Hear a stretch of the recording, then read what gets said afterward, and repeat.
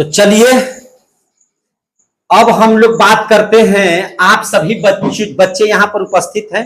आप सभी बच्चों का एकदम दिल से हृदय से स्वागत है। बढ़िया से बैठ जाइए।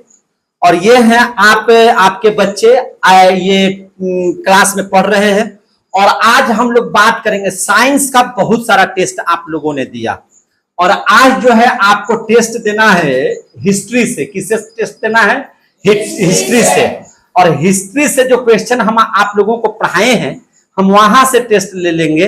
और मैं बिट्टू सर आप सभी लोगों का एक बार हृदय से वंदन अभिनंदन और स्वागत करता हूं। आप सभी लोग जो इस वीडियो को देख रहे हैं, अगर आपको ये वीडियो अच्छा लगे तो निश्चित तौर से हम लोगों को है ना प्रोत्साहित कीजिए। और प्रोत्साहित ही नहीं कीजिए बल्कि आप सभी लोग इस वीडियो को लाइक भी कीजिए, सब्सक्राइब भी कीजिए। और मेरी पढ़ाई अगर अच्छी लगे आप लोगों को तो निश्चित तौर से आप लोग जुड़िए हमारे साथ, ताकि आपके बच्चे का भविष्य हम बहुत अच्छे से निर्माण कर सके। और आपका भी बच्चा कल के डेट में आने वाले दिनों में है ना एक बहुत बढ़िया सर्विस लेकर के आपकी जो बेरोजगारी है ना उस पर हम काबिज हो सके और रोजगार की प्राप्ति कर सके। शिक्षा का उद्देश्य ही होता है रोजगार की प्राप्ति करना। वह शिक्षा जो रोजगार न दे, वह शिक्षा जो रोजगार न दे, फिर वह शिक्षा कोई काम की शिक्षा नहीं रह जाती है कि नहीं?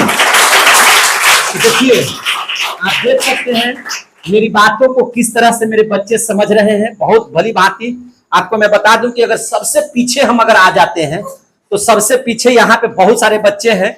चलिए हम यहाँ से कुछ क्वेश्चंस आप लोगों से पूछेंगे और इसका जवाब हम आप लोगों से लेंगे। हिस्ट्री से है, मैंने साइंस को हटा करके हिस्ट्री से आज टेस्ट लेने की व्यवस्था किया है। तो हम जानकारी लेंगे। मोनू कुमार खड़ा हो जाएंगे और हम इससे यही बात करेंगे कि इतिहास के पिता किन्हें कहा जाता है? हेरोडोटस को। बहुत सुंदर जवाब है, जोरदार ताली बजा सकते हैं। यानी कि इतिहास का पिता किन्हें कहा जाता है? हेरोडोटस को कहा जाता है।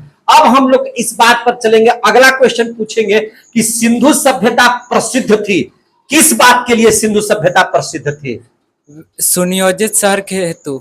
सुनियोजित शहर हेतु वह प्रसिद्ध थी। किस तरह से सुनियोजित शहर बसाए गए थे इसके लिए प्रसिद्ध थी। बहुत बहुत धन्यवाद। चलिए तीसरे बच्चे के तौर पर हम बात करेंगे कि सिंधु सभ्यता के लोग का व्यवसाय क्या था?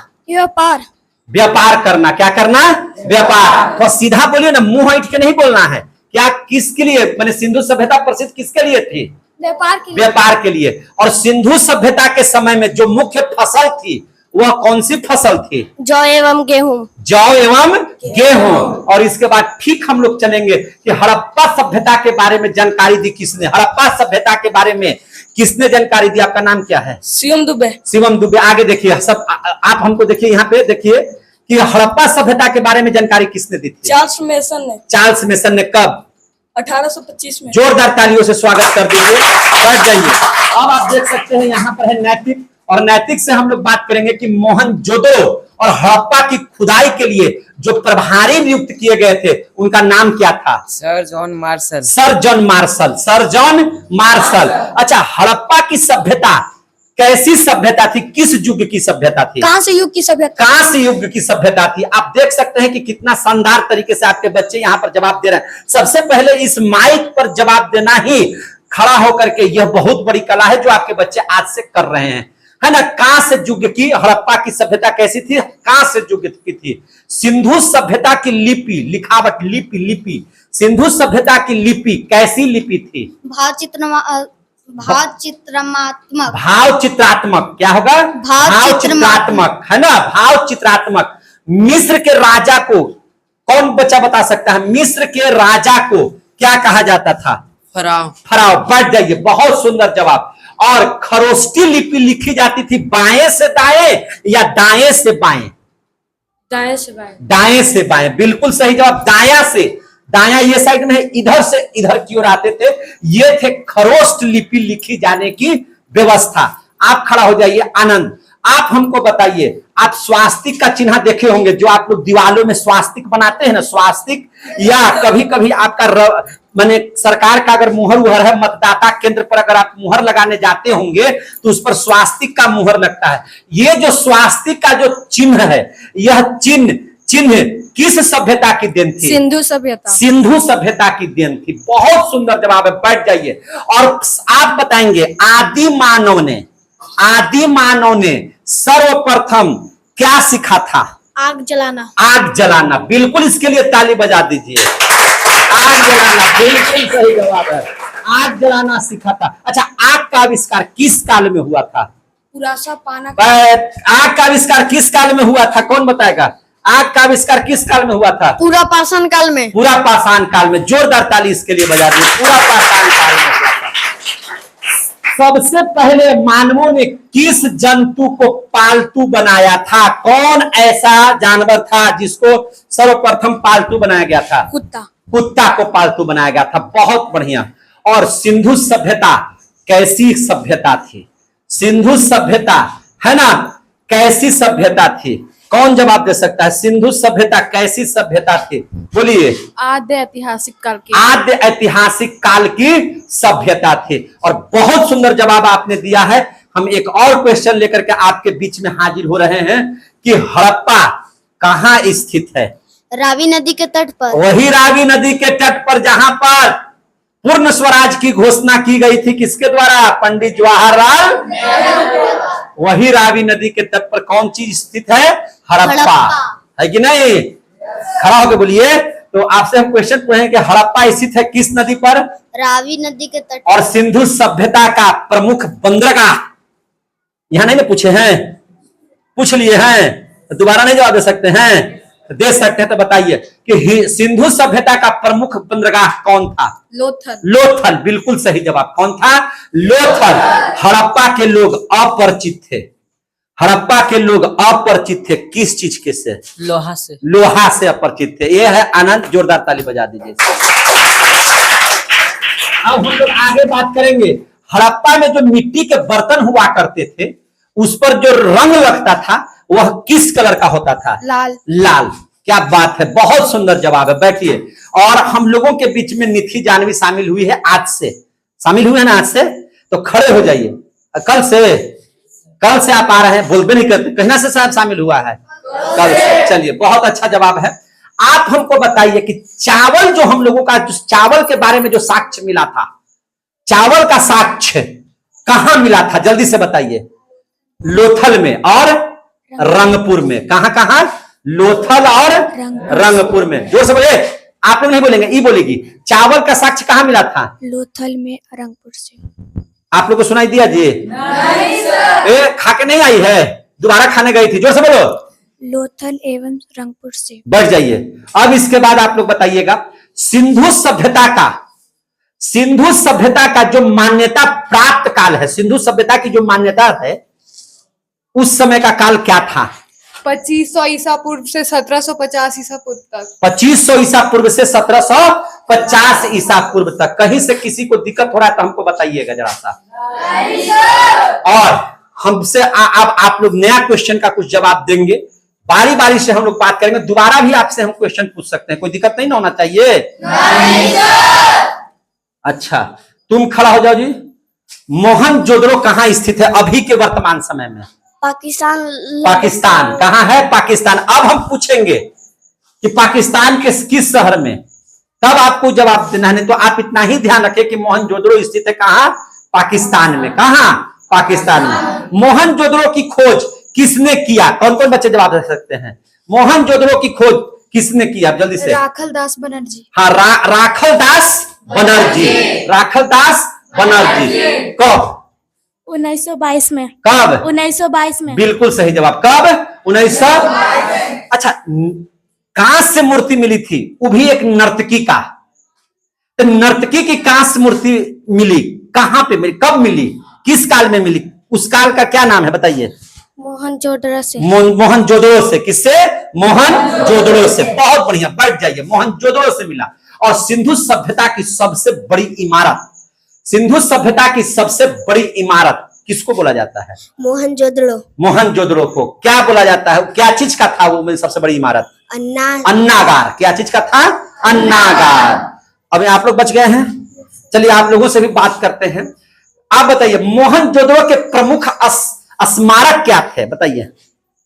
मोहनजोदड़ो के प्रमुख स्मारक वृत्त स्नान। बहुत बड़ा स्नानागार है, इसको बोलना ही नहीं आ रहा, बट ये क्या है, उसका नाम बृहद स्नानागार। चलिए आप बताइए जरा सा, मेसोपोटामिया का अर्थ क्या होता है? मेसोपोटामिया का अर्थ दो नदियों के बीच भूमि। दो नदियों के बीच की भूमि। दो नदियों के बीच की भूमि को क्या कहा जाता है? मेसोपोटामिया। समझ में आ गई बात? अगला क्वेश्चन का जवाब कौन देगा? हड़प्पा की खुदाई हुई थी। हड़प्पा की खुदाई हुई थी कब और किसके द्वारा करवाई गई थी? इसको याद नहीं है, तुम बताओ। दयाराम साहनी 1921। दयाराम साहनी और 1921 में। बहुत बढ़िया। पुराण आप लोग पढ़े हैं? नहीं है ना? शिव पुराण, विष्णु पुराण, पुराण पढ़े है ना? पुराण हम लोगों का हिंदू धर्म में पुराण गरुड़ पुराण, मरने के बाद जो है आपको गरुड़ पुराण भी सुनाया जाता है। टोटल मिलाकर के बताएंगे, यहां से पूछेंगे। खड़ा होइए आप। पुराणों की संख्या कितनी होती है? 18। याद रखिएगा। पुराण कितने हैं हम लोगों के हिंदू समाज में? 18। पुराणों की संख्या कितनी है? 18। और 18 पुराण मैं आपको बता बढ़ जाइए। 18 पुराण है। 18 पुराण अलग अलग ग्रंथ हैं और ये सारे के सारे ग्रंथ आपके विद्यालय के पुस्तकालय में है। और हेड सर जो हैं, आपके जो डायरेक्टर सर हैं, उनको इस बात का अध्ययन है। 18 पुराण को उन्होंने पढ़ा भी है। और यहां पर आपके जो स्कूल के और कोचिंग के लाइब्रेरी हैं, उस लाइब्रेरी में 18 के 18 पुराण मौजूद है कि नहीं? ये सबसे बड़ी बात है कि नहीं? ये इस बात के लिए ताली बजा सकते हैं। अच्छा एक चीज बताइए, पुराणों की रचना कब हुई थी? गुप्त काल में। जोर से बोलिए। गुप्त काल में। पुराणों की रचना कब हुई थी? गुप्त काल में। सबसे प्राचीन पुराण का नाम बताइए आप। मत्स्य पुराण। मत्स्य पुराण। सबसे प्राचीन पुराण कौन सा पुराण है? मत्स्य पुराण। सबसे प्राचीन पुराण कौन सा पुराण है? मत्स्य पुराण। अच्छा, पुराणों के रचयिता किनको कहा जाता है? पुराणों के रचयिता कौन? बताओ जरा सा, तुम खड़ा हो जाओ। पुराणों के रचयिता कौन? उग्रसेन। क्या नाम है उनका? हाँ, बैठ जाइए, बहुत बढ़िया। इसके बाद आप लोग बताइए, वेद की संख्या कितनी? वेद की संख्या, वेदांग की नहीं पूछ रहे हैं। वेद आप लोग पढ़े ना? वेद नाम सुने वेद का? कितने प्रकार के वेद हैं?